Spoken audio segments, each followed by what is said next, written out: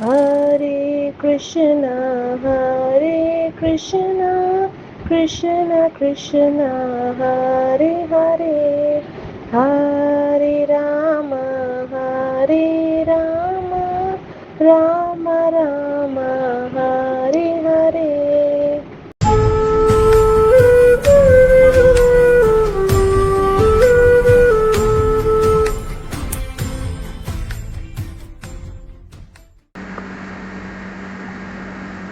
ओम नमो भगवते वासुदेवाय। ओम नमो भगवते वासुदेवाय। ओम नमो भगवते वासुदेवाय। एकं शास्त्रं देवकी पुत्र गीतम्, एको देव देवकी पुत्र एव, एको मन्त्रस्य तस्य नामानि यानि, कर्माप्येकं तस्य देवस्य सेव। हरे कृष्णा। मुखं करोति वाचालं पंगुं लंघयति गिरिं यत्कृपातमहं वन्दे श्रीगुरुं दीनतारिणं परमानन्दमाधवं श्रीचैतन्य ईश्वरम्। नमो विष्णुपादाय कृष्णपृष्ठाय भूतले श्रीमते भक्तिचारु स्वामिनिति नामिने स्निग्धचित्ता सुपुनीता भागमीनाचल सुप्रतप्रभुपादगतप्राणामे भक्तिचारुपद। नमो विष्णुपादाय कृष्णपृष्ठाय भूतले श्रीमते जयपताक स्वामिनिति नाम आचार्य पदाय निताय कृपा प्रदायिने गौर कथा नामाय नगरतारिणे। नमो विष्णुपादाय कृष्णपृष्ठाय भूतले श्रीमते भक्ति वेदांत स्वामिनिति नामिने। नमस्ते सारस्वती देवी गौरवाणी प्रचारिणे निर्विशेष शून्यवादी पाश्चात्य देश तारिणे। जय श्री कृष्ण चैतन्य प्रभु नित्यानंद श्री अद्वैत हरे कृष्ण। तो आज हम लोग माता जी ने जैसे मुझे सेवा दी अध्याय 4 जिसका शीर्षक है दिव्य ज्ञान। तो आज हम अध्याय 4 का आरंभ करेंगे। तो इसके पहले चैप्टर 3 का एक जस्ट छोटा सा रिकैप देख लेते हैं। तो यहाँ चैप्टर 3 का नाम क्या था? कर्मयोग, है ना। तो वहाँ भगवान हमको क्या बताते हैं? पहला बताते हैं कि त्याग करना है। तो कैसे त्याग करना है? क्या हमको सब कुछ छोड़ देना है? जैसे अर्जुन के मन में ये विचार आया कि हम युद्ध भूमि छोड़ के हम संन्यास ले लें। तो भगवान ने कहा नहीं, ऐसे हमको त्याग नहीं करना है। भगवान सारे कर्म योग के बारे में ज्ञान देते हुए अर्जुन को। हरि बोल। मिथिलेश माता जी आप म्यूट कर लीजिए। सॉरी माता जी। हाँ, तो कृष्ण ने ये सारी बातें जो है वो क्लियर की कि त्याग हमको अपने कर्म का नहीं करना है बल्कि अपने कर्म फल का त्याग करना है। संन्यास हमको अपने कर्म से नहीं लेना है, कर्म फल से संन्यास लेना है। तो ये हम लोग देखते हैं श्लोक 1 to 9 में भगवान ने इसके बारे में पूरा ज्ञान दिया अर्जुन को। उसके बाद 10 से 16 में जो स्टेजेस है योगा लैडर कि हमको धीरे धीरे कैसे जाना है। जैसे भक्ति योग है तो उसमें हम लोग स्टार्ट कैसे करते हैं। जब हम लोग भक्ति के इस पद से नहीं जुड़े थे तो हम लोग क्या थे, मतलब जस्ट एक मटीरियलिस्टिक लाइफ हम लोग का था, जहाँ हम लोग कुछ भी हम लोग को एक स्पिरिचुअल लाइफ का टिंच का भी कोई हम लोग को नॉलेज नहीं था। तो हम लोग क्या करते, उस स्टेज से हम लोग स्टार्ट करते। तो वो एक बेस है, बट वहाँ हम लोग का स्पिरिचुअल लाइफ अभी बिगिन नहीं हुआ है, वो स्टार्ट नहीं हुआ है। फिर कैसे स्टार्ट होता है, हम लोग वहां सिर्फ सेंस ग्रेटिफिकेशन में ही लगे रहते हैं। लेकिन नेक्स्ट जब हम लोग आते हैं, थोड़ा बहुत स्पिरिचुअलिटी अगर हमारे अंदर डेवलप होता है तो वो स्टेज फिर क्या बताते भगवान? कर्मकांड। कर्मकांड में क्या है कि हमको इसका जरूरत है, हमको ये कुछ चाहिए, कोई चीज चाहिए, तो हम किसी देवी देवता की पूजा करें तो गिव एंड टेक वाला रिलेशन, मैं आपको ये दूंगा, अगर मुझे ये प्राप्त हो गया तो मैं आपको ये दूंगा। तो ये हो गया कर्म कांड, जिसके ऊपर भी मैंने वेदों में पूरा विस्तार से उसके बारे में भी दिया हुआ है। लेकिन अर्जुन को भगवान ये ज्ञान नहीं देना चाहते थे। फिर उसके बाद एक स्टेज और ऊपर उठाते हैं उसको और कहते हैं सकाम कर्म योग। अब सकाम कर्म योग क्या है? हम लोग अपने फ्रूट्स को, जो भी हमारा कर्म का जो है, अपने फ्रूट्स को, फल को, उसको अर्पित करेंगे। लेकिन कैसे? मेजोरिटी हम अपने पास रखते हैं, ठीक है, कि हाँ अगर मेरा ये काम पूरा हो गया, अगर मान लीजिए मुझे 10 लाख रुपया मिल गया तो मैं आपको 1000 डोनेशन दूंगा। तो मैक्सिमम हम लोग अपने पास रखते हैं। लेकिन उससे भी ऊपर होता है निष्काम कर्म योग। उसमें क्या करते हैं, हमारे जितने भी कर्म फल है हम उससे पूरे डिटैच्ड हो जाते हैं, ठीक है। और फिर क्या करते हैं, हम लोग धीरे धीरे उसको भगवान को, जो भी हमारा कर्म फल है, हम भगवान को उसको अर्पित करते हुए हम अपना कर्म करते हैं। ठीक है, तो ये हो गया। और फिर आता है हम लोग का जो भक्ति योग, जिसमें हमारा पूरा जो अटैचमेंट है वो भगवान से हो जाता है और हमको ऐसे लगता है कि जो कुछ भी हमारे पास है वो हमारा नहीं है, वो सब भगवान का है। तो ये उनको, अर्जुन को भगवान ये ज्ञान दे रहे हैं। और फिर उसके बाद 17 से 35 तक भगवान कहते हैं, अभी जैसे अर्जुन क्या था, वो तो एक भक्त था भगवान का, है ना। तो फिर उसको ये सब स्टेजेस समझाने का क्या है, और वो बोलता है कि ठीक है, अगर वो ज्ञान है तो फिर मैं भी तो इस स्टेज में आके मैं अपने कर्म को त्याग कर सकता हूँ। तो भगवान ने कहा नहीं, भले ही कोई भी महापुरुष उस स्टेज में पहुंचे हैं जिनको अपने मटेरियल चीज से कोई भी अटैचमेंट नहीं है, वो बिल्कुल डिटैच्ड है। और ऐसे प्रभुपाद उसमें एग्जाम्पल देते हैं जनक महाराज का। फिर अर्जुन से कहते हैं कि तुमको एक एग्जाम्पल सेट करना है। जैसे जनक महाराज ने एग्जाम्पल सेट किया, वो पूरे डिटैच थे, लेकिन उन्होंने अपना राज्य का जो सारा कार्य उसको संभाला। तो तुमको भी इस युद्ध भूमि में, क्योंकि तुम एक क्षत्रिय हो, तुमको एक एग्जाम्पल सेट करना है कि भले तुम्हारा पूरा डिटैचमेंट है इस चीज से। अर्जुन तो दिखा रहा था कि उसको कुछ लेना देना नहीं है उससे, लेकिन फिर भी भगवान बोलते हैं कि नहीं, एक एग्जाम्पल सेट करने के लिए तुमको जो है ये युद्ध लड़ना पड़ेगा। तो फिर उसके बाद 36 से 43 तक अब भगवान, जैसे अर्जुन कहते हैं कि ठीक है, हमारे आपको ये पूरा ज्ञान मिल गया, तो ये चीज बहुत प्रैक्टिकल है ना। हम लोग भी इतना टाइम से भागवतम भगवत गीता का जो ज्ञान है वो अर्जित कर रहे हैं, लेकिन कभी कभी क्या होता है, ऐसे लगता है कि हमको कोई फोर्सफुली कहना ना, वो गलत मार्ग पे जाने के लिए प्रेरित कर रहा है या हमसे गलती करवा रहा है। तो वो अर्जुन पूछते हैं भगवान से कि फिर ऐसा क्या है जो हमको इस गलत कार्य को करने पे मजबूर करता है, या वो गलत डिसीजन हम ले लेते हैं। तो भगवान उनको समझाते हैं कि ये हमारा और कुछ नहीं है, ये हमारा जो डिजायर है, हमारी जो काम है, वो हमको प्रेरित करता है। क्योंकि उसको फिर जैसे मैं पिछली बार नीलम माता जी का क्लास जस्ट लास्ट का पार्ट सुनी थी, तो माता जी बता रही थी कि एक स्टेज है, तो ये जो लस्ट है इसका एंट्री कहाँ से होता है, हमारे सेंसेस से होता है। और सेंसेस के ऊपर क्या है, हमारा माइंड है, माइंड के ऊपर हमारा इंटेलिजेंस, और इंटेलिजेंस के ऊपर जो है हमारी आत्मा, जो स्पिरिट सोल। ठीक है, तो हमको क्या करना है, हमको उस लस्ट को, जैसे माता जी ने बहुत सुंदर एग्जाम्पल दिया था वो मिठाई का, हमको तुरंत उस सेंस को, जब वो कॉन्टेम्पलेट, मतलब वो माइंड कॉन्टेम्पलेट करेगा बाद में, लेकिन सेंस कभी कोई सेंस ऑब्जेक्ट के कांटेक्ट में आ जाते हैं, इंद्रिय विषय के कांटेक्ट में आ जाता है, तो वो उसको पाने की इच्छा करता है ना, तो हमको वही उसको रोक देना चाहिए। जैसे माता जी ने एग्जाम्पल में बताया कि आज मुझे ये मिठाई खाने की इच्छा हो रही है पर हमको नहीं खाना है, तो हम क्या करेंगे, ठीक है अब हम इसको कल खाएंगे, फिर कल आएगा तो हम इसको परसों खाएंगे। तो ऐसे करते करते अपनी इंद्रियों को शुरू में ही उसको दमन करना है। नहीं तो अगर आप सोचेंगे ठीक है आज एक मिठाई ले लो, कोई प्रॉब्लम नहीं, कल से नहीं खाएंगे, तो वो चीज नहीं होगा, क्योंकि माइंड उससे ज्यादा एब्जॉर्ब कर पाता है हमारी इंद्रियों से। तो वो पूरा माइंड कॉन्टेम्पलेट करता है और फिर इंटेलिजेंस को भी वहां खींच लेता है। तो हम इसको एक छोटे एग्जाम्पल से भी समझ सकते हैं। जैसे बच्चे होते हैं ना, तो वो कोई भी चीज खिलौना देखते हैं, कहीं बाहर जाते हैं ना खिलौना, तो जाके क्या करते हैं, अपने मम्मी को तंग करते हैं, मम्मी मम्मी हमको आपको खिलौना लेके दो।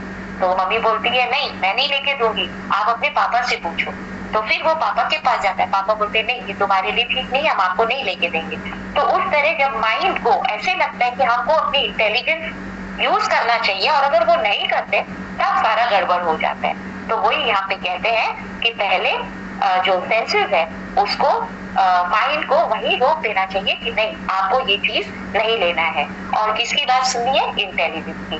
तो इस प्रकार से हम जब एक निष्काम कर्म योग की स्टेज में पहुंचते हैं तब हम उस दिव्य ज्ञान को प्राप्त करने में समर्थ होते हैं। क्योंकि ऐसे ही दिव्य ज्ञान हम नहीं प्राप्त कर सकते, हमको थोड़ा एक लेवल में कुछ क्वालिफिकेशन होना चाहिए हमारे अंदर, है ना।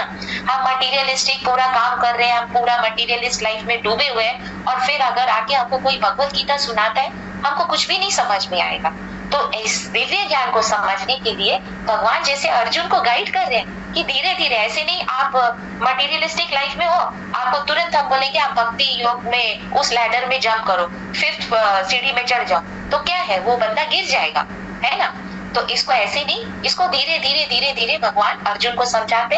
तो हम भी इसी प्रकार से देखते हैं, जब हम भक्ति मार्ग में जुड़े तो सब कुछ अचानक नहीं हुआ कि हम सब कुछ छोड़ दिए, नहीं, ये धीरे धीरे होता है। और हर चीज को हम कृष्णा से कनेक्ट करते जा रहे थे और मटेरियल चीजों से धीरे धीरे धीरे धीरे हमारा डिटैचमेंट होते गया। और फिर जब हम एक स्टेज पे, हम ये नहीं बोलेंगे कि अभी वो जो ज्ञान है वो पूरा कंप्लीट है, ऐसा नहीं है, बट जो ज्ञान मिला है वो करेक्ट है, क्योंकि हम लोग भगवत गीता अपने गुरु के द्वारा, इसको हम अपने शिक्षा गुरु, दीक्षा गुरु से हम जो है इस ज्ञान को अर्जित करते हैं, तो फिर वो क्या है हमारे अंदर वो चेंजेस लाते हैं। तो आज हम उसी दिव्य ज्ञान के ऊपर चर्चा करेंगे, चैप्टर 4। माता जी श्लोका क्या आप लोग पढ़ते हैं कि माता जी पढ़ती हैं? हरे कृष्णा।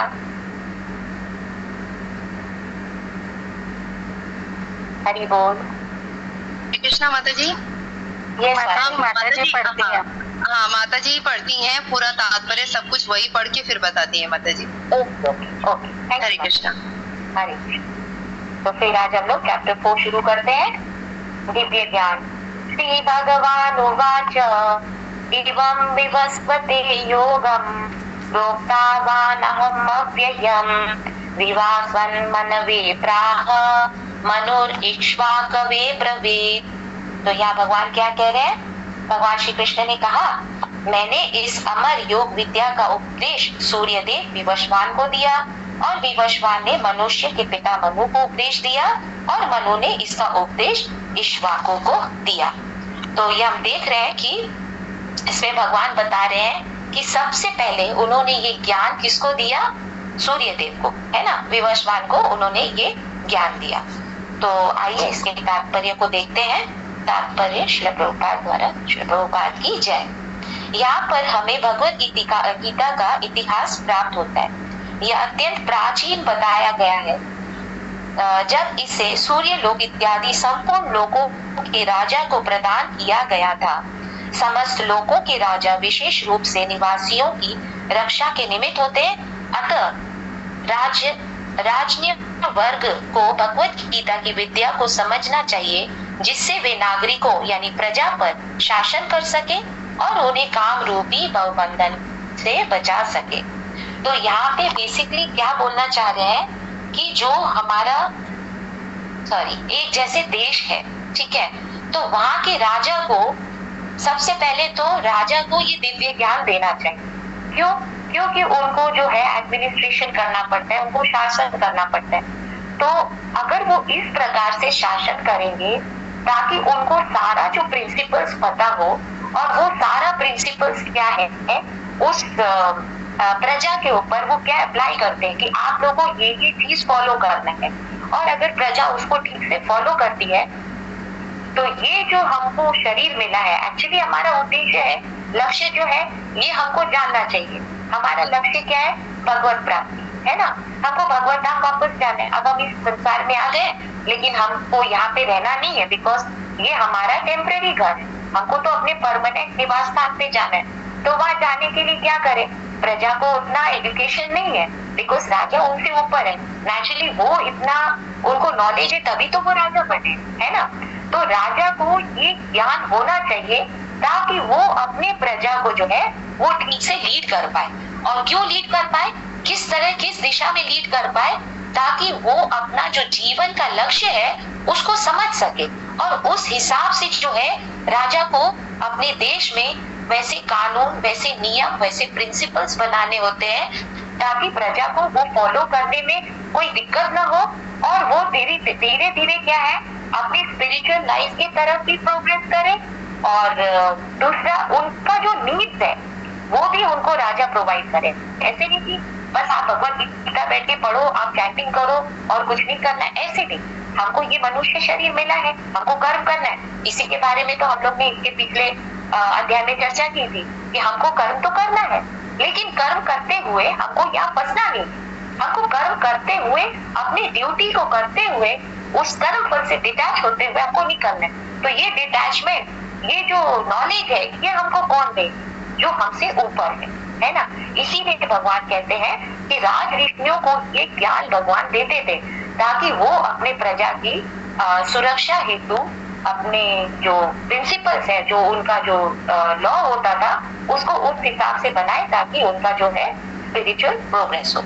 तो यहाँ पे हम देखते हैं फर्स्ट पॉइंट क्या है, हम कैसे समझे कि ये ज्ञान दिव्य है, क्योंकि ये परंपरा से आ रहे हैं। जैसे बोलते ना, सूर्यदेव को दिया, फिर उन्होंने मनु को दिया, फिर उन्होंने अपने पुत्र इक्ष्वाकु को दिया। तो ये ज्ञान क्या है, हमारा परंपरा से आना चाहिए। सेकेंड पॉइंट है, यहाँ बताते हैं राज ऋषि को ही ये ज्ञान बताया गया है, क्योंकि ज्ञान तो अभी हम बोल सकते हैं कि हमारे पास भी वो इंटेलिजेंस है, हम भी इस ज्ञान को ले सकते, हम भी समझ सकते, लेकिन नहीं, राज ऋषियों को क्यों बताया जा रहा है, क्योंकि वो सारे प्रजा के जो है नियम कानून वो बनाते हैं। हमारे अंदर वो कैपेसिटी नहीं है, ना ही हमारा वो अधिकार है कोई नियम कोई कानून बनाने का। जो स्टेट गवर्नमेंट हमारा लॉ बनाते, हमको उनको फॉलो करना पड़ता है। तो इसीलिए मानव समाज को ध्यान में रखना पड़ता है और उनकी जरूरतों का भी ध्यान रखना पड़ता है। तो अगर राजा को इस प्रकार का ज्ञान होता नहीं है तो वो क्या करता है, वो अपने प्रजा के हित में कोई भी कार्य नहीं कर पाएगा। जैसे कि हम आजकल के नेताओं को देखते हैं, उनको स्पिरिचुअल नॉलेज नहीं है, तो वो क्या करते हैं, सिर्फ अपने लाभ के बारे में सोचते हैं, है ना। वो प्रजा के बारे में नहीं सोचते, प्रजा को कष्ट हो रहा है या प्रजा की कोई जरूरत है, वो उसके बारे में नहीं सोचते, वो सिर्फ जो है अपने बारे में ही सोचते हैं। तो इस समाज में इसी कारण इतने प्रकार के क्लेश होते हैं और हम देखते कई जगह कानून तोड़ा जाता है। क्यों?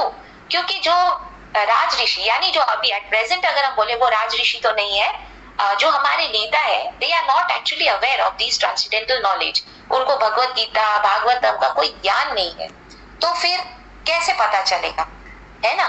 तो इसीलिए भगवान कहते हैं कि हमको यूजुअली हम देखते हैं जो एक पढ़े लिखे जो क्लास होते हैं ना, उनको ये जो ज्ञान हम देते हैं वो उसको जल्दी मतलब ग्रहण कर पाते हैं, बिकॉज दे हैव नॉलेज, उनके पास वो नॉलेज रहता है। बट क्या है, क्योंकि यहाँ जो मटेरियल नॉलेज मिला हुआ है उनको, उसके कारण वो थोड़ा डाइवर्ट हो जाता है। फिर वो क्या है, इस मटेरियल लाइफ को कैसे अच्छा करें, उसमें कैसे प्रोग्रेस लाए, उसके लिए बहुत सारा चीजों का आविष्कार कर देते हैं। जैसे एक साइंटिस्ट है, उसको बहुत नॉलेज है, तो वो जानता है कि लोगों के मतलब एक आराम के लिए मैं चलो ये मशीन बना देता हूँ। जैसे अब उन्होंने मोबाइल का आविष्कार किया, ठीक है, किस लिए, ताकि हम अपने रिश्तेदारों से या अपने फ्रेंड से या किसी के साथ भी हम संपर्क में रह सके। लेकिन आज हम क्या देख सकते हैं कि उसका जो है दुरुपयोग हो रहा है, राइट। तो वो नॉलेज से उन्होंने तो ये सोच तो लिया कि हम प्रजा के हित के लिए हम ये कार्य कर रहे हैं, हमने ये चीज बनाया ताकि लोगों को इससे फायदा हो, उनकी मदद हो। लेकिन क्या हो रहा है, उससे हमारा और भी हानि हो रहा है ना। टाइम वेस्ट हो रहा है, बच्चों को हम देखते हैं वो अपने पढ़ाई लिखाई से, हाँ कहीं कहीं ये बहुत जरूरी है और इसका अच्छा लाभ भी। अब जैसे एट प्रेजेंट हम लोग के पास मोबाइल फोन है, तो हम आप लोग के साथ जो भी है इस ज्ञान का, इन बातों का आदान प्रदान कर पा रहे हैं। लेकिन इसका जब मिसयूज होता है, तब साइंटिस्ट लोग के पास वो नॉलेज नहीं होता है कि उस जो मिसयूज का जो कारण है उसको रोक सके। वो बना के छोड़ देते और बाद में उनको भी लगता है अरे हमने क्या बना दिया। अब इसका कोई उपचार क्या है कि ताकि इससे जो हानि हो रही है समाज को, इससे जो हानि हो रही है प्रजा को, उसको हम कैसे रोक सके। तो वो नहीं रोक पाते, है ना। तो फिर उस ज्ञान का क्या फायदा जिसको आप बना तो दिए, लेकिन उससे जो हानि हो, उससे जो नुकसान हो हमारा, उसके बारे में हम कुछ सोच नहीं पाए, ना ही वो कुछ कर पाते। और फिर क्या है, इस कारण हम इस भव बंधन में फंसते जाते हैं। इतना अटैचमेंट हो जाता है उन सब चीजों से कि हम उसको छोड़ना ही नहीं चाहते और पूरा मटेरियल लाइफ में डूब जाते हैं। और उससे बाहर निकालने के लिए कोई हमारा कोई नेता इस प्रकार का कोई एक जैसे अकेडमी, कोई ऐसा नॉलेज, कोई ऐसा इंस्टीट्यूशन बनाए जहाँ पे लोगों को ये सब ज्ञान दिया जाए, है ना। और फंसाने के लिए ज्ञान देते हैं, लेकिन निकालने के लिए ज्ञान उनके पास नहीं है।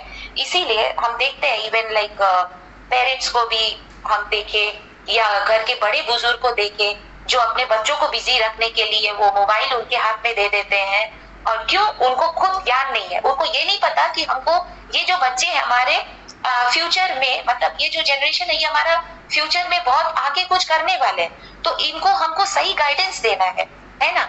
तो इसी सब बातों को ध्यान में रखते हुए कई संस्था है जो इस प्रकार का जो है ज्ञान देते हैं। बट मैंने देखा है यहाँ पे आके जो हमको ये भगवत गीता का ज्ञान जो श्रील प्रभुपाद ने हमको दिया है और हम भक्तों के द्वारा जो इसको प्राप्त कर रहे हैं, it's very practical, very practical.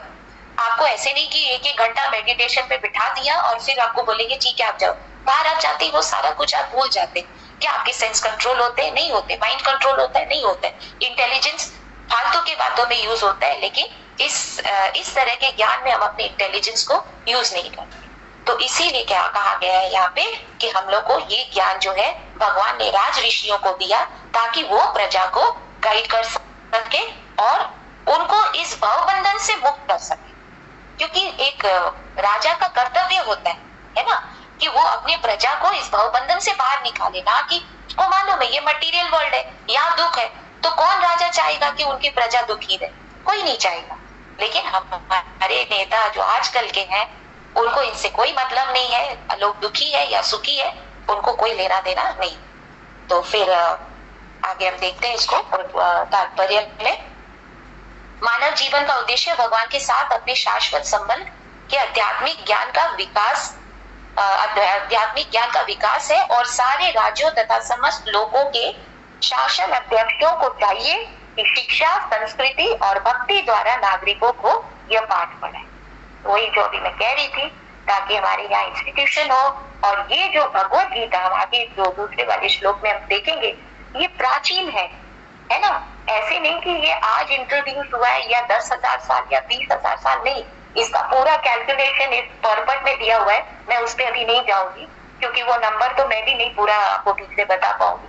कहने का तात्पर्य ये है कि इतना प्राचीन है, इसको हमको अपने समाज में जो मनुष्य वहां पे रहते हैं, मनुष्य समाज में, इसको हमको इंट्रोड्यूस करना है, राइट। क्यों और क्या बेसिस होना चाहिए? शिक्षा। इसको आपको लेना है। जैसे अभी बहुत सारे स्कूल में, कॉलेजेस में, इवन बाहर फॉरेन कंट्रीज में भी अभी भगवत गीता एक कंपल्सरी सब्जेक्ट बनाया गया है और इसको लाइब्रेरी में भी रखते हैं ताकि जो स्टूडेंट्स है इसको पढ़े। और अभी तो यही प्रयास किया जा रहा है ताकि वो स्टूडेंट्स को, और अब देखते हैं बहुत सारे प्रचारक बहुत सारी यूनिवर्सिटीज में जाके प्रचार करते हैं, भगवत गीता उनको देते हैं। और जो स्टूडेंट इंटरेस्टेड है वो इसी प्रकार जैसे अभी हम कर रहे हैं क्लास, इस तरह से वो क्लास करते हैं डिपेंडिंग ऑन द एज कि वो स्टूडेंट है या कोई ऐसे संस्था में जाके प्रचार करते हैं, जेल में जाके प्रचार करते हैं। तो आप सोच सकते हैं कि ये ज्ञान एक्चुअली सबके लिए है ना। ऐसे नहीं कि जो जेल में कैदी है उसको ये ज्ञान नहीं देना है, या जो एकदम ट्राइबल पीपल है उनको ये ज्ञान नहीं देना है। अरे वो तो इतने पीछे है, इतने पिछके हुए, वो इस ज्ञान को क्या समझेंगे? नहीं, भगवत प्रेम तो सबके लिए है, हमारे सबके हृदय में भगवान का प्रेम है। लेकिन इसको बाहर निकालना है। कैसे निकालेंगे? इसको ज्ञान से निकालना पड़ेगा। अगर वो ज्ञान किसी के पास नहीं रहेगा तो वो उसको समझेगा कैसे, है ना। तो धीरे धीरे इसको प्रोग्रेस कराना है और उसका बेस क्या होना चाहिए? शिक्षा के द्वारा देना है, संस्कृति, उस कल्चर को फॉलो कराना है। सिर्फ शिक्षा देके छोड़ना नहीं है। हमारे संस्था में जो जो कल्चर है कि हमको मंगला आरती करना है, हमको जप करना है, हमको गुरु की सेवा करनी है, हमको वैष्णवों की सेवा करनी है, हमको रेगुलर भगवत गीता और भागवतम का पाठ करना है, हमको इस तरह की क्लासेस अटेंड करनी है। तो ये सब हमारे सोसाइटी में जो है इंक्लूड होना चाहिए। और जो हमारा एडमिनिस्ट्रेटिव क्लास है, अगर वो इस चीज पे ध्यान दे तो फिर वो भी उस राज ऋषि के पदवी में पहुंच सकते हैं। तो भगवत गीता में सब कुछ है, पॉलिटिक्स है, इकोनॉमी है, आपका जो है मतलब क्या कहते हैं, अब ये पूरा पॉलिटिक्स तो था कि वो उन्होंने युद्ध भूमि में समझाया, फिर बहुत कुछ है इसमें। भगवत गीता में हमको बहुत कुछ मिलता है। तो हमको इस ज्ञान का जो है अर्जित करना चाहिए। और फिर कहते हैं भक्ति, लास्ट। और ये सब ज्ञान देते हुए उस ज्ञान का असली उद्देश्य क्या है वो समझाना है उनको, है ना। आप जो ये कल्चर फॉलो कर रहे हैं, क्यों करना है आपको, ये हम लोग को समझाना है। तो ये लोगों को समझाने से क्या, जो पूछते हैं आजकल, जैसे एक प्रभु बता रहे थे कि जब हम लोग जब स्टूडेंट्स को प्रचार करते हैं बोलते आप ये सब बता रहे हैं, आप हमको असली मुद्दे पे आइए, हमको इससे क्या प्राप्त हो, राइट? तो सब अब यही सबका मनोवृत्ति है कि हम जो कर रहे हैं उससे हमारा लाभ क्या है, पर्सनली मेरा उससे क्या हमको बेनिफिट मिलेगा। तो सबको बेनिफिट चाहिए, लेकिन हमको इस तरह से नहीं देखना है। तो अगर एक राजा उस तरह से देखता है कि मेरा बेनिफिट नहीं, हमको प्रजा का बेनिफिट के बारे में सोचता है, और वो इस तरह का कल्चर, संस्कृति और ऐसे ज्ञान हमारे जो नॉलेज जो हमारी इंस्टीट्यूशन है उसमें इंक्लूड करता है उसको, तो फिर ये सबको प्राप्त हो सकता है। और फिर धीरे धीरे लोग भक्ति के पद पे आएंगे, जुड़ेंगे, और वो अपना संबंध जो है भगवान के साथ उसको समझ पाएंगे। भगवत गीता जैसे जो शास्त्र है, भागवतम जैसे शास्त्र है जो हमको गुरु परंपरा से मिल रहा है इसका ज्ञान, तो इसको वो समझ पाए। ठीक है, और फिर यहाँ लिखते हैं दूसरे शब्दों में, सारे राज्य के शासन अध्यक्ष कृष्ण भावनामृत विद्या का प्रचार करने के लिए होते हैं, जिससे जनता इस महाविद्या का लाभ उठा सके और मनुष्य जीवन के अवसर का लाभ उठाते हुए सफल मार्ग का अनुसरण कर सके। ये जो अभी मैंने समझाया वो यहाँ पे श्रील प्रभुपाद भी बताते हैं।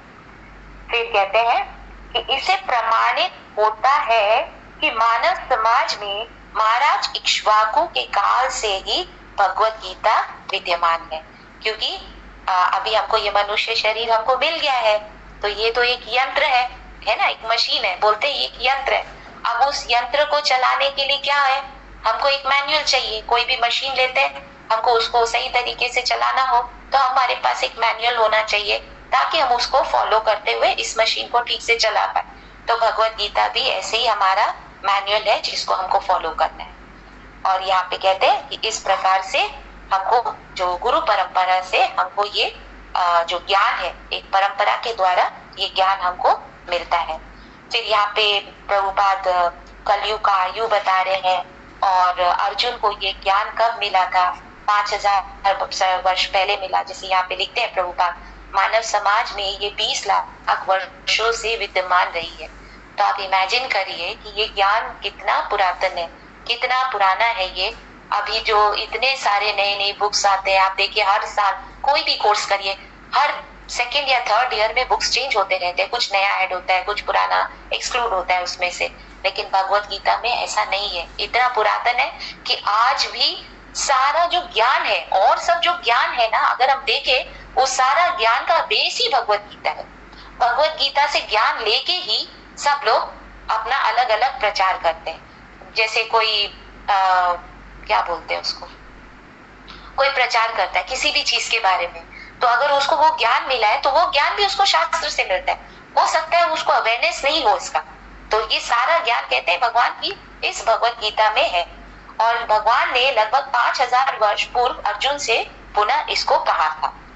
तो यहाँ पे हम देखते हैं, हाँ, और यहाँ पे और एक बहुत इंपॉर्टेंट पॉइंट है, गीता के अनुसार ही तथा इसके वक्ता भगवान कृष्ण के कथन के अनुसार यह गीता इतिहास का मोटा अनुमान है। सूर्यदेव विवस्वान को इसलिए गीता सुनाई गई क्योंकि यह क्षत्रिय था और उन समस्त क्षत्रियों के का जनक है जो सूर्यवंशी है। क्योंकि भगवत गीता वेदों के ही समान है, इसे श्री भगवान ने कहा था, अतः ये ज्ञान अपौरुषेय है। अपौरुषेय वर्ड इसमें परपट में बहुत इंपॉर्टेंट पॉइंट है ये, क्योंकि ये किसी पुरुष द्वारा नहीं लिखा गया, किसी मानव द्वारा गीता नहीं कही गई है। इसको भगवान स्वयं अर्जुन से बता रहे है ना।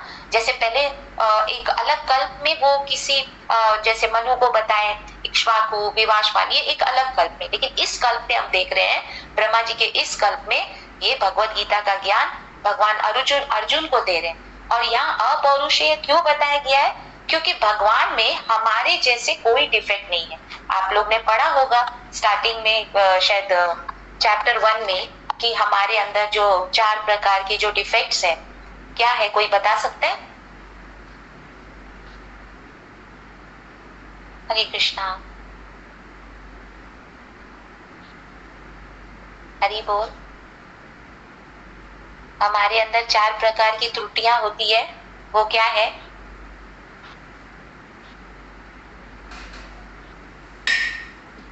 माता जी बताओ। यस, रत्ना माता जी बोलिए। माता जी पहला है हमारी इंद्रियां अपूर्ण है, जिसके Yes. कारण हम भ्रमित नहीं तो त्रुटि करना, क्या उसके कारण हम त्रुटि करते हैं। फिर हम भ्रमित नहीं, लास्ट वाला भ्रमित है, तीसरा वाला क्या हम भूल गए। ओके, और कोई बताना चाहेगा? धोखा देना भी है ना, धोखा देना। हाँ। सर एक साथ नहीं बोलिए। हाँ, सर्वशक्ति माता जी आप बताएं। हाँ माता जी, वो धोखा देना है, फिर अपूर्ण इंद्रियां, भ्रमित रहना, और एक तो याद नहीं आ रहा है। ये दीक्षा का एग्जाम में ये पूछा गया था, याद था, भूल गए। एक हमारी इंद्रिया ना सीमित है, हमारी इंद्रिया ना, हाँ, हमारी इंद्रिया जो अपूर्ण है वो सीमित है, मतलब वो ज्यादा दूर तक कुछ नहीं कर सकती है। वही अपूर्ण इंद्रियां, वो तो वही है। हाँ, फिर और कोई इसको जैसे माता जी इसको लाइन से उठाती है, हम याद रख सके इसको। वह त्रुटियां अवश्य करता है, माता जी, भ्रमित होना? भ्रमित पहला होता है। त्रुटियां करना माता जी, त्रुटियां करना, धोखा देना, भ्रमित होना और अपूर्ण इंद्रियां, हाँ, है ना, गलती करना, धोखा देना। ओके, पहला त्रुटि क्या है? यहाँ पे भगवान को बोला गया अपौरुषेय, ठीक है। तो पहला त्रुटि क्या होगा हमारे अंदर? भगवान के अंदर तो वो नहीं है, तो पहला त्रुटि क्या है हमारा? हम अपने आप को शरीर समझते हैं, आत्मा नहीं। नहीं, ये भी नहीं, तो वो चार प्रकार के दोष जो हमारे अंदर पाए जाते हैं। पहला है अपूर्ण इंद्रियां, ठीक है। अच्छा, ये वाला जो है वो अपूर्ण है, जैसे बहुत दूर तक का हम कितना एक लिमिट तक देख पाते हैं, है ना, उसके बाद जो है वो हमको दिखता नहीं है, ठीक है। अब क्योंकि हमारी जो इंद्रियां अपूर्ण है, इससे क्या होता है, हम भ्रमित हो जाते हैं। जैसे श्रील प्रभुपाद बहुत जगह एग्जाम्पल देते हैं ना, वो डेजर्ट में हम लोग को ऐसा लगता है कि वहां पे पानी है, ठीक है, और फिर हम जब जाके उसको क्या बोलते हैं, मिराज बोलते हैं इंग्लिश में, हिंदी वर्ड क्या है मुझे नहीं पता। मरीज कहते हैं शायद। हाँ, यस बात है, थैंक यू। तो हम लोग इल्यूजन हो जाते हैं क्योंकि हमारी इंद्रियां अपूर्ण है। हम समझते हैं कि दूर में डेजर्ट में क्या है, पानी है, और जब हम वहां जाके देखते हैं तो पानी नहीं होता है। यानी क्या हो गया, अपूर्ण इंद्रियों के कारण हम भ्रमित हो गए, है ना। हमको लगा कि वहां पे पानी है, पर वहां पानी नहीं होता है। फिर उसके बाद क्या होता है, नेक्स्ट क्या स्टेप आएगा, गलती करना। हाँ, फिर हम गलती करते हैं, भ्रमित होते हैं, तो गलती करेंगे, और फिर लास्ट स्टेप क्या होता है, धोखा देना। धोखा देता है। तो क्यों धोखा देते हैं? क्योंकि हम गलती करते हैं, हम अपनी गलती को मानते नहीं है, इसलिए धोखा देते कि ये गलत भाई है ना, मैं हमेशा सही हूँ। तो ये हमारा जो चार दोष है हम मनुष्यों में पाया जाता है। लेकिन हरे कृष्णा माता जी, बहुत सुंदर से आप सजा के बोले माता जी। अब शायद ये नहीं भूलें, क्योंकि बहुत सुंदर से लगा कि उसी का रेगिस्तान का अगर एग्जाम्पल देखें तो वाकई में माने वही हुआ ना, अपूर्ण इंद्रिया, भ्रमित होना, फिर क्या है, गलती करना, फिर धोखा देना, माने बहुत अच्छा से सिस्टमेटिकली सज गया। आशा करते हैं कि नहीं भूलेंगे। आपने कई बार माता जी को समझा चुकी है। तो वही तो आशा करते हैं कि नहीं भूले। हाँ, यस, ये हमको आना चाहिए। यस माता जी। हाँ जी माता जी, हरे कृष्ण। तो इसको हमको ऐसे समझना है। अभी मान लीजिए एक संतरा आपको दिया, बहुत मीठा था, ठीक है, आपने उसको खाया, खा लिया, तो क्या हुआ, उसके पहले आपने थोड़ा मीठा खाया था, राइट, और फिर उसके बाद आपको संतरा खाने को मिला।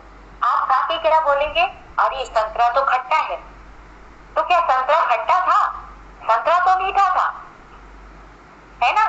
लेकिन क्योंकि वो मीठा पहले खा लिए, हम लोग को अब संतरा जो है या तो टेस्ट नहीं आएगा या तो खट्टा लगेगा। तो हमारी इंद्रियां इतनी अपूर्ण है ना कि हम भ्रमित हो जाते हैं कि मीठा संतरा को भी खट्टा समझने लगते। तो इस प्रकार से हम समझे, या तो वो रेगिस्तान वाला तो माता जी बहुत बार बताई है, वो बेस्ट एग्जाम्पल है, तो वो हम लोग को याद रखना चाहिए, ये बहुत इम्पोर्टेंट है। और ये क्योंकि बताते हैं कि भगवत गीता को जो है भगवान ने कही है, ये भगवान के द्वारा कही गई है, तो ये ज्ञान जो है अपौरुषेय है, यानी इसमें कोई त्रुटि नहीं है, इसमें कोई चीटिंग प्रोपेंसिटी नहीं है और इससे कोई भी इल्यूजन नहीं होता है। इनफैक्ट हमारा इल्यूजन जो हमारा भ्रम है इससे दूर होता है ना। हम कुछ चीज को समझते हैं हाँ ये सही होगा, पर वो नहीं होता है। जब हमको गीता का ज्ञान मिलता है तब हमको समझ में आता है, हम डिस्क्रिमिनेट कर पाते हैं कि ये सही है ये गलत है। जब तक ये ज्ञान नहीं है हम अपनी अपूर्ण इंद्रिया से बस उसको हम अपना जो है अपना कल्पना से हम समझते नहीं, जो हम कर रहे हैं वो सही है, जो वो कर रहे हैं वो गलत है। तो ये ज्ञान अपौरुषेय है। क्योंकि वैदिक आदेशों को यथारूप के बिना किसी मान्य विवेचना के स्वीकार किया जाता है, फलत गीता को भी किसी सांसारिक विवेचना के बिना स्वीकार किया जाना चाहिए।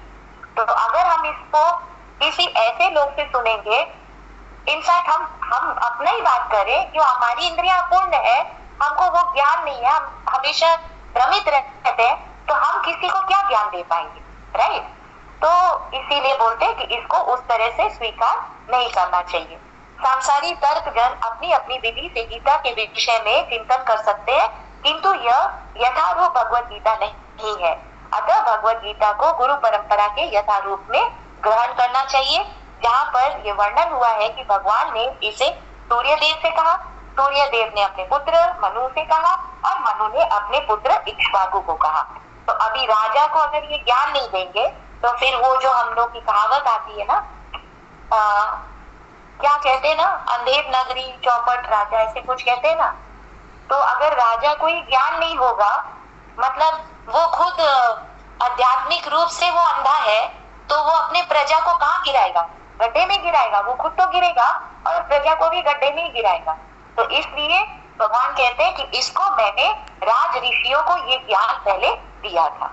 तो राज ऋषियों को देने का तात्पर्य ये है कि पहले जो हमारे एडमिनिस्ट्रेटिव क्लास है, जिनके संरक्षण में, जिनके शेल्टर में जो प्रजा रहती है, आप प्रजा जहाँ शेल्टर लेना चाहते हैं और अगर वो शेल्टर नहीं दे पाएंगे तो फिर वो राजा किस काम है ना। तो इसीलिए भगवान कहते हैं राज ऋषियों को ये ज्ञान दिया जाता है। और इसका गीता महात्म्य में भी मैं पढ़ती हूँ, बहुत सुंदर इसमें दिया हुआ था 36 में। हाँ, गीता सुगीता कर्तव्य किम अन्य शास्त्र विस्तरे या स्वयं पद्मनाभास्य मुखा पद्मं विनिशित। यहाँ कहते हैं क्योंकि भगवत गीता भगवान के मुख से निकली है, अतः किसी को अन्य वैदिक साहित्य पढ़ने की आवश्यकता नहीं रहती। उसे केवल भगवत गीता का ही ध्यान पूर्वक तथा मनोयोग से श्रवण और पठन करना चाहिए। वर्तमान युग में लोग सांसारिक कार्यों में इतने व्यस्त हैं कि उनके लिए समस्त वैदिक साहित्य का अध्ययन कर पाना संभव नहीं रह गया, परंतु इसकी आवश्यकता भी नहीं है। केवल एक पुस्तक भगवत गीता ही पर्याप्त है, क्योंकि यह समस्त वैदिक ग्रंथों का सार है और इसका प्रवचन भगवान ने किया है। ठीक है, अपौरुषेय भगवान ने किसको सुनाया? अर्जुन को सुनाया। तो भगवान ने इनका प्रवचन किया है। तो अगर एक ये भगवत गीता के शास्त्र को हम समझ लेते हैं, यानी हम सारे जो वैदिक ज्ञान है वो हमको पूर्ण रूप से समझ में आ जाएगा। क्योंकि इतने सारे अभी अलग अलग जो वेद को पढ़ना हमारा समय उतना नहीं है, और प्लस हमारी आयु भी उतनी नहीं है कि हम इतने सारे वेद को पढ़ सके। तो वो सारा वेद का जो निचोड़ है इस भगवत गीता में है। हर एक को मैं सिर्फ ये नहीं बोलूंगी कि सिर्फ नेताओं को पढ़ना चाहिए, राज ऋषि के लिए है, सिर्फ administrative, no, it's for everybody. ये सबके लिए है, सबको इसका अध्ययन पठन करना चाहिए। और सबके लिए, सबके लाइफ में ये भगवत गीता का जो ज्ञान है कहीं ना कहीं कोई ना कोई जगह उसका जो है लागू होता है और फिर वो सही डिसीजन ले पाते हैं। तो यहाँ पहले वाले श्लोक में हमने ये तात्पर्य से प्रभुपाद का ये समझा। नेक्स्ट श्लोक में जाते हैं। यहाँ पे कुछ पूछना है, किसी का कोई प्रश्न है फर्स्ट श्लोका से? नहीं तो हम आगे बढ़ते हैं। श्लोका नंबर 2। एवं परंपरा प्राप्तम इमं राजर्षयो विदु सकालनेह महता योग नष्ट परंतप। तो यहाँ पे भगवान क्या कहते हैं? इस प्रकार यह परम विज्ञान गुरु परंपरा द्वारा प्राप्त किया गया है और राज ऋषियों ने इसी विधि से इसे समझा है। तो राज ऋषियों ने इसे कैसे समझा है? आचार्यों से समझा है। आचार्य ने कैसे समझा? उन्होंने अपने गुरु से समझा। उन्होंने कहां से समझा? वो अपने गुरु से। तो हम देखते हैं एक परंपरा, एक लाइन से, डिसिप्लिक सक्सेशन से हमारा जो है ये ज्ञान आ रहा है और फिर भगवान यहाँ कहते हैं कि एवं परपरा प्राप्तम एवं राजर्षयो विदु। ठीक है, तो ये परंपरा, गुरु परंपरा द्वारा ये प्राप्त किया गया है और राज ऋषियों ने इस विधि से इसको समझा है। फिर कहते हैं सकाल ने महत योगो नष्ट परंतप, किंतु काल क्रम से ये परंपरा छिन्न हो गई, अतः ये विज्ञान यथा रूप में लिप्त हो गया। तो ये छिन्न कैसे हुआ? क्योंकि हम देखते हैं जैसे नीलम माता जी ने इसके इंट्रोडक्शन में बहुत विस्तार से इसको बताया था कि इतने सारे कमेंट्रीज है भगवत गीता के, इतने बड़े बड़े जो भी दार्शनिक फिलोसोफर जो भी है वो अपना मेंटल कॉन्कॉक्शन से अपना अपना टिप्पणी देते हैं इस पे। लेकिन हम देखते हैं उनके टिप्पणी को पढ़ने से क्या है, भगवत गीता जो कि मेन हीरो हमारे भगवान कृष्ण है, जिन्होंने ये भगवत गीता अपने मुख से कहा है, उनको ही वहां से हटा देते हैं, माने रियल हीरो को ही हटा देते हैं और इस तरह इसके कमेंट्रीज लिखते हैं जैसे कि वो इस भगवत गीता के हीरो हैं। तो ऐसे फिलोसोफर्स, ऐसे दार्शनिक के जो कमेंट्रीज आते हैं उनको सुनने से ये गीता पढ़ने का हमको कोई लाभ नहीं मिलेगा। तो इसी प्रकार से जो अलग अलग कमेंट्रीज आते गए इस पे, तो क्या हुआ, जो मूल उद्देश्य था भगवत गीता का वो धीरे धीरे धीरे धीरे लुप्त होता गया। क्योंकि कृष्ण को अगर हटा दिए भगवत गीता से तो फिर गीता ज्ञान का तो कोई सवाल ही नहीं उठता है। वो तो मतलब महज एक बुक रह जाएगा जिसमें कुछ नोट्स लिखे हुए। उस ज्ञान को हमको कैसे समझना है, परंपरा से समझना है। तो ये हमको, जैसे इसमें फर्स्ट पॉइंट आता है, इस दिव्य ज्ञान को हमें गुरु से सुनना चाहिए। अब गुरु कैसा हो, अब तथाकथ यहाँ तो अनेक सारे गुरु हमको दिखते हैं आजकल, तो ये गुरु कैसा होना चाहिए, उनकी शिक्षा कैसी होनी चाहिए। इतने सारे जो गुरु हैं हमको ये पता होना चाहिए कि वो गुरु ऑथेंटिक है या नहीं, वो किसी परंपरा से जुड़े हुए हैं या नहीं, ये हमको मालूम होना चाहिए।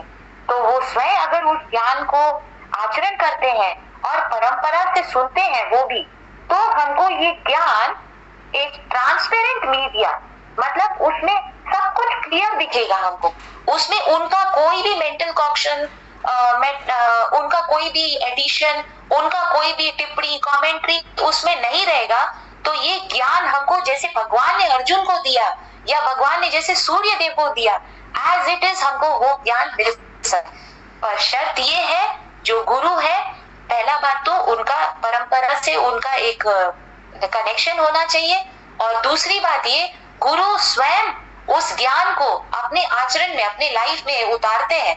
तो जब वो अपने लाइफ में इस ज्ञान को उतारेंगे तब ये ज्ञान धीरे धीरे क्या है, विज्ञान में परिणित हो जाता है, उनको वो रियलाइजेशन आता है, और जब वो रियलाइजेशन आता है तब वो हमको समझा पाते। अभी बुक से पढ़ के हम आपको समझा दे रहे कि इसमें प्रभुपाद ने लिखा है, लेकिन अगर हम उस ज्ञान को रियलाइज नहीं किए, उसको विज्ञान परिणित नहीं किए, विज्ञान में कैसे परिणित होगा? ऐसे पढ़ लेने से नहीं होगा, उसको हमको अपने लाइफ में अप्लाई करना पड़ेगा। जो कुछ हम लोग को गुरु समझाते, जो शास्त्रों में लिखा हुआ है, जो साधु हमको आके बताते हैं, उनको अपने लाइफ में हमको उतारते हैं। मैंने पहले ही कहा कि जो भी हमको ज्ञान उससे मिलता है, मे बी इट्स इनकम्प्लीट, पूरा कंप्लीट नॉलेज हमको इतना जल्दी नहीं आएगा, बट जो भी ज्ञान मिलता है वो करेक्ट होता है। क्यों? वो एक परंपरा से आ रहा है, और परंपरा को अगर हम ऐसे देखें, धीरे धीरे अगर हम ऊपर तक जाए, देखें वो कहाँ से आ रहे हैं, कृष्णा से आ रहे हैं। और फिर ऐसे ट्रांसपेरेंट मीडिया से हम अगर नॉलेज लेते हैं, मतलब उन्होंने अपना कुछ भी ऐड नहीं किया, जैसे श्रील प्रभुपाद ने इतने सारे ग्रंथों से उन्होंने रेफरेंस लिया है, चाहे भागवतम बोलिए, चाहे ईशोपनिषद बोलिए, उपदेशामृत बोलिए, इतने सारे उपनिषद है, सारे उपनिषद के नाम भी प्रभुपाद ने अपने पर्पट में मेंशन किए। इतने सारे शास्त्रों से उन्होंने रेफरेंस जो लेकर उसको समझा है, उसको प्रभुपाद ने अपने जीवन में उतारा है, और फिर उसको रियलाइज करके हमारे सामने एज इट इज प्रभुपाद ने प्रेजेंट किया है। तो फिर क्या है, इस ज्ञान को समझने में हमको कोई भी मतलब प्रॉब्लम नहीं आएगा। और देखिए, अगर हम शास्त्रों को फॉलो करके, जैसे प्रभुपाद ने हमको दिया है, उन्होंने कोई भी चीज को, सिद्धांत को बदला नहीं है, हमारे समय के अनुसार कुछ कुछ प्रिंसिपल्स उन्होंने चेंज किया है। जैसे हमारे शास्त्रों में क्या था, 64 राउंड करना है, अगर हमको भगवत भक्ति प्राप्त करनी है तो 64 राउंड हमको चैंटिंग करना है। यानी चैंटिंग जो नाम है, हरि नाम, वो कलयुग का मेन साधन है। तो इसको प्रभुपाद ने चेंज नहीं किया, उस सिद्धांत को चेंज नहीं किया कि आप यज्ञ करो, आप मेडिटेशन करो, नहीं। प्रभुपाद ने इसी पे जोर दिया है, जो अभी हम लोग जपा टॉक में भी जो हम लोग चैप्टर कर रहे हैं, हर पर्पट में हरे कृष्णा महामंत्र के ऊपर ही प्रभुपाद जोर देते हैं कि ये हरे कृष्णा महामंत्र एक ही साधन है जिससे इस भवबंधन को हम पार कर सकते हैं। तो क्या करना है हमको, वो जो ट्रांसपेरेंट मीडिया है उसको हमको समझना है, और प्रभुपाद ने जो बाकी सब शास्त्रों से ज्ञान लेके हमको जो दिया है उस पे हमको अमल करना है।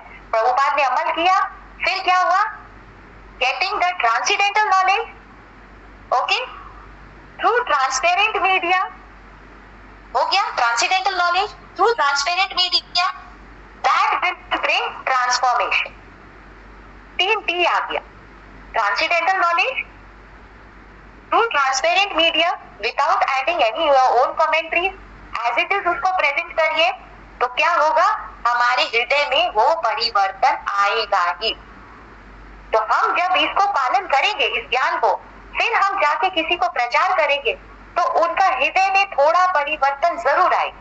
आज हम लोग को माता जी समझा रही है, नीलम माता जी समझा रही, नीलम माता जी तो क्या बोले, एग्जाम्पलरी है। यहाँ पे हमारे कुछ भक्त है जिनका हृदय तो ऐसा परिवर्तन हुआ कि हम बोले क्या, तो हम देख सकते हैं क्योंकि उन्होंने उस सारे प्रिंसिपल्स को अपने लाइफ में अपनाया है, उन्होंने अपने जीवन में उसको उतारा है, इसीलिए वो किसी के भी हार्ट को ट्रांसफॉर्म कर सकती है, उनके अंदर वो क्षमता है।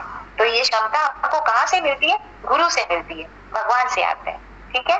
तो ये हमारा एक क्या है कि हमको ये परंपरा से जो कनेक्टेड है, ऐसे गुरु से हमको ये नॉलेज लेना चाहिए, और ऐसे मोरोज नहीं होना है कि हमको पूरा ज्ञान नहीं आता है, हम पूरा समझ नहीं पाते, कोई प्रॉब्लम नहीं है, इसको धीरे धीरे ही हम समझ पाएंगे। जितना जितना हम अपना लाइफ में इसको अप्लाई करेंगे उतना उतना हर बात जो है हमको पूरा क्लियर होता जाएगा।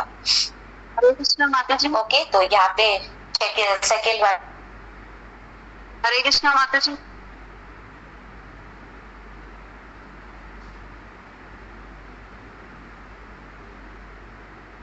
हरे कृष्णा माता जी, हरे कृष्णा, हरे कृष्णा, आवाज आ रहा है? हाँ आपका आवाज सुनाई दे रहा है माता जी, लग रहा है कंचन माता जी को नहीं सुनाई दे रहा। हाँ मैं डिस्कनेक्ट हो गई थी माता जी। माता जी ये आप 3T क्या बताते, एक transcendental knowledge, transparent media, transparent media, yes, हाँ हाँ, और और उससे आएगा ट्रांसफॉर्मेशन। ये माने गुरु को ये वाला प्रिंसिपल फॉलो करना है, माने ट्रांसडेंटल नॉलेज, ट्रांसपेरेंट मीडिया।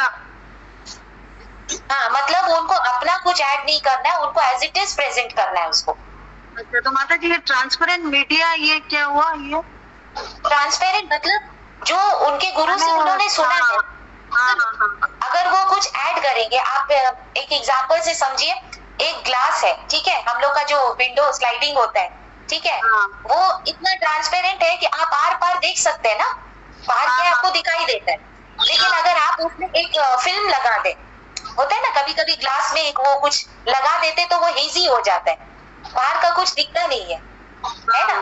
तो मतलब हम लोग उस ट्रांसपेरेंट में कुछ ऐड कर दिए तो अब वो हमको नहीं दिख रहा है, बट जो गुरु हमको बताते हैं वी कैन अंडरस्टैंड कि हाँ उनके गुरु ने ये बोला है, तो हमको वो ट्रांसपेरेंट मीडिया से मिलता है एज इट इज, बिकॉज गुरु उसमें कुछ ऐड नहीं करते, जो उनके गुरु ने बताया है वो वही बताते हैं हमको, ठीक है। और अगर ज्ञान हमको ऐसे आता है इस स्टेज को पास करते हुए, देन वो ट्रांसफॉर्मेशन लाते हैं, ठीक है। अगर हम अपना बोल के अगर समझाएंगे तो वो आपका हार्ट का ट्रांसफॉर्मेशन नहीं करेगा, है ना। तो वही माता जी एक और क्वेश्चन था, जो ये भगवान जो सबसे पहले ये ज्ञान सूर्य देव को दिए थे ना।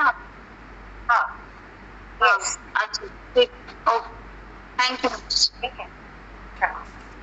तो अब हम लोग नेक्स्ट श्लोक में चलते हैं, समय हो गया है, बस इसको इसमें ज्यादा कुछ नहीं है।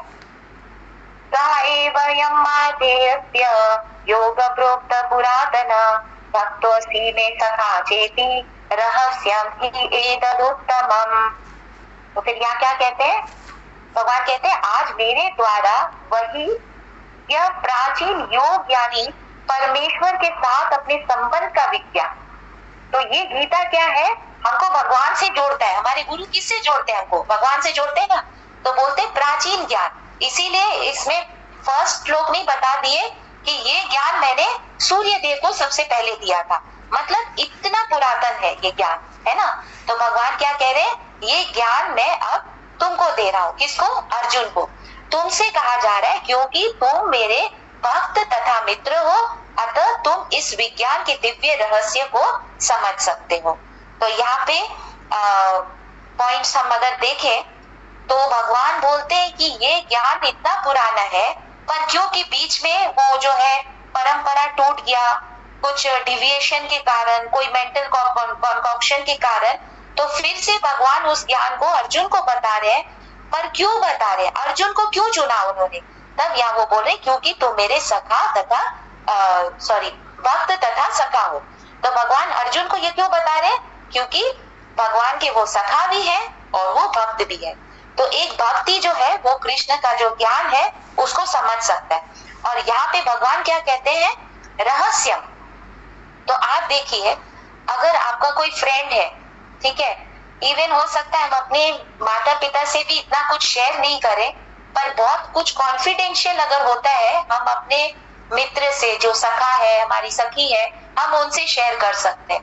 तो इसी प्रकार भगवान भी कहते हैं ये एक रहस्य है, माने कॉन्फिडेंशियल। अभी हम देखते हैं गीता का जो अभी इतना जो चला आ रहा है, चैप्टर नंबर 1 से लेके हम देखेंगे 6 तक, हाँ, वहां पे क्या है, पूरा कॉन्फिडेंशियल नॉलेज भगवान बता रहे अर्जुन को, है ना। तो ये एक रहस्य है। अब आप बोलेंगे रहस्य कैसा है? या तो भगवान ने सब लिख दिया है, कोई भी पढ़ सकता है, लेकिन एक भक्त पढ़ तो सब सकते हैं, लेकिन समझने में सबका जो है वो सेम नहीं होता है। एक भक्त ही उसको समझ पाता है। इसमें निताई सेविनी माता जी ने, मैंने क्लास में एक बार पहले भी बोला कि एक फॉर्मूला आता है, हम लोग अलजेब्रा में पढ़ते थे, a plus b the whole square is equal to a square plus 2ab plus b square। तो अगर आप एक केजी का लड़की या क्लास 2-3 का भी पकड़ लीजिए, क्लास 2-3 के बच्ची को आप बुला के आप बोलो कि आप इस फॉर्मूला को पढ़ो, तो उसको ABCD तो आता है, वो पढ़ेगी क्या? A2 plus 2ab plus b2। उसने सही पढ़ा, पर उसने क्या उस फॉर्मूला को समझा? वो समझ नहीं पाई। उसको सिर्फ ABCD आता है, वो उस प्रकार से उसको पढ़ सकी, लेकिन वो फॉर्मूला उसके अंदर क्या है वो उसको समझ में नहीं आता है। तो भगवान इसीलिए कहते हैं कि ये गीता का जो उद्देश्य, जो ज्ञान है गीता का, ये भी एक रहस्य है। और इसको समझने के लिए क्या क्वालिफिकेशन चाहिए कि हमारा जो है, हम भगवान से हमारा वो संबंध, अगर हम संबंध नहीं बनाते तो हम भगवान से ये ज्ञान जो भगवान दे रहे हैं हम इसको कभी समझ नहीं पाएंगे। जैसे अर्जुन का क्या संबंध था? वो उनके सखा थे, तो एक संबंध तो बन गया, है ना, और प्लस भक्त भी थे। तो इसी तरह हमको भी भगवान के साथ एक संबंध बनाना है और हमको भगवान का भक्त बनना है। बट इस स्टेज में हमको पता नहीं हमारा भगवान के साथ क्या संबंध है। अभी तो हम एक दास्य भाव से हम भगवान की पूजा करते हैं, भगवान का नाम जप करते हैं कि भगवान हम आपके दास, लेकिन संबंध क्या है? एक भक्त का। भक्त का क्या है? सर्विस।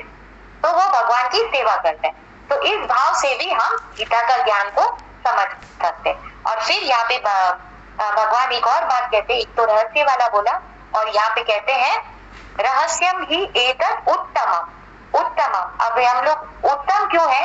क्योंकि तम किसको बोलते? तम बोलते हैं ना, यानी अंधकार, तो इग्नोरेंस। लेकिन ये जो ज्ञान है ये हमारे सारे इग्नोरेंस को दूर कर देता है, इसीलिए इसको बोला गया है उत्तम। यानी जितना तमस है हमारे लाइफ में, हमारे इस माइंड में, जो कुछ भी हमारे इंटेलिजेंस को जो ढक दिया है सारे अंधकार में, उससे क्या है, ये हम जब ज्ञान लेंगे गीता का, तो सब कुछ जो है तम जो है वो इस उत्तम श्लोक से, इस उत्तम ज्ञान से वो सारा जो तमस है वो हट जाता है, और फिर धीरे धीरे हमको इस ज्ञान का पूरा जो है वो नॉलेज समझ में आ जाता है। तो यहाँ पे भगवान एक ही बात कह रहे हैं कि ये बहुत पुरातन है और ये ज्ञान को मैं अभी तुमको बता रहा हूँ, क्योंकि बीच में ये जो परंपरा है वो टूट गया था। पर अब अर्जुन तुम इस ज्ञान को लेने के लिए निमित्त बनो, तुम्हारे द्वारा ही आगे आने वाले जो कलयुग में जो जीव रहेंगे उनको इससे लाभ हो। और ये क्या है, हमारे जीवन में जो अंधकार है उसको ये दूर करेगा, और फिर जो प्रकाश होगा, ये गीता का ज्ञान का जो प्रकाश है, ये जब उदित होता है तो हमको फिर सब कुछ साफ साफ दिखाई देता है। तो इसके बाद फिर अर्जुन का होगा, वो फिर माता जी आप लोगों को करा देगी। तो आज हम यही रखेंगे, ठीक है। किसी का कोई प्रश्न है तो पूछ सकते हैं। और इसमें गीता महात्म्य में जो स्टार्टिंग में हम लोग पढ़ते हैं इंट्रोडक्शन में, वहां पे इसी से रिलेटेड भगवान ने एक श्लोक, वो गीता महात्म्य का एक श्लोक आता है, सर्व उपनिषद गावो दोग्धा गोपाल नंदन पार्थो वत्सा सुधीर भोक्ता दुग्धम गीतामृतम महा। ये भगवत गीता क्या है, एक गाय के तुल्य है। और कृष्णा क्या करते, इस गाय को दूह रहे हैं। तो गाय कब दूध देती है, जब उसके सामने बछड़ा आता है। तो हम भी उस बछड़े के समान है। और गीता का जो ज्ञान है, जो है भगवान, गीता जो क्या है, वो गीता का गीता का ज्ञान एक गाय के समान, और भगवान इसको दूह रहे हैं। और बछड़ा यहाँ पे कौन है, अर्जुन है। यानी एक शुद्ध भक्त एक बछड़े के समान है ना, पूरा आश्रित होकर भगवान के सामने जाता है, तो उसको ये ज्ञान एकदम पूरा अच्छी तरह से रिवील होता है। तो हमारा जितना जितना सरेंडर होगा उतना उतना ये ज्ञान हमको और भी समझ में आएगा। ठीक है। हरे कृष्णा। श्रीमद् भगवत गीता की जय, कृष्ण प्रभुपाद की जय, गुरु महाराज की जय, मैया माता जी की जय, समवेत भक्त वृंद की जय। वाञ्छाकल्पतरुभ्यश्च कृपा सिन्धुभ्यैव च पतितानां पावनेभ्यो वैष्णवेभ्यो नमो नमः। अनंत कोटि वैष्णव वृंद की जय।